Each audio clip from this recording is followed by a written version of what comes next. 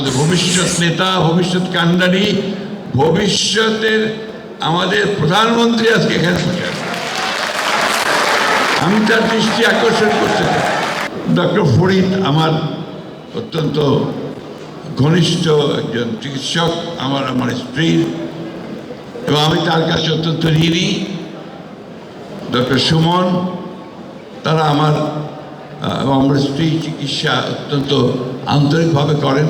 আর আমি তো বটেই, কারণ আমি তো হরদম আপনাদের কাছে যাই।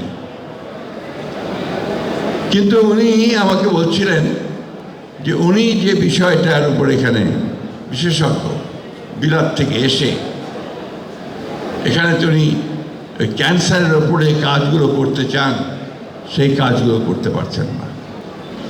আপনারা যারা বাইরে থেকে নয়, থেকে অত্যন্ত মেধাবী চিকিৎসক, আপনারা এখানে একটা সেন্টার করে তুলতে চান, যেগুলো হবে সেন্টার অফ এক্সেলেন্স, কিন্তু আমরা সেটা করতে পারছি না। আজকে আমাদের ভারপ্রাপ্ত চেয়ারম্যান মহোদয় নয়, আমাদের ভবিষ্যৎ নেতা, ভবিষ্যৎ কান্ডারি, ভবিষ্যতের আমাদের প্রধানমন্ত্রী আজকে এখানে বসে আছেন। আমি তার দৃষ্টি আকর্ষণ করতে চাই। আমি তার প্লিজ, আরে ভাই স্লোগান দিও না, স্লোগানের রাজনীতি বাদ দিতে হবে। প্লিজ, স্লোগানের রাজনীতি বাদ দিতে হবে। আমি আমাদের এই নেতা, আমাদের ভবিষ্যতের প্রধানমন্ত্রী বসুন্ধরা টিস্যু অশুদ্ধতার বিরুদ্ধে এক বিন্দুও ছাড় নয়।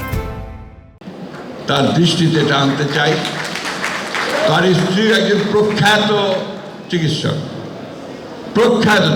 আপনাদের এখান থেকে তিনি গ্র্যাজুয়েশন করেছেন। এই বিষয়টার দিকে তিনি অত্যন্ত বেশি গুরুত্ব দেবেন, কারণ এই যে 18 কোটি মানুষ, এই 18 কোটি মানুষের স্বাস্থ্যসেবা, এটা একটা বড় বিশাল একটা দায়িত্ব বলে মনে করি সরকারের, যে কোনো নেতার। আপনি দেখুন, ইদানিংকালে শুরু হয়েছে যে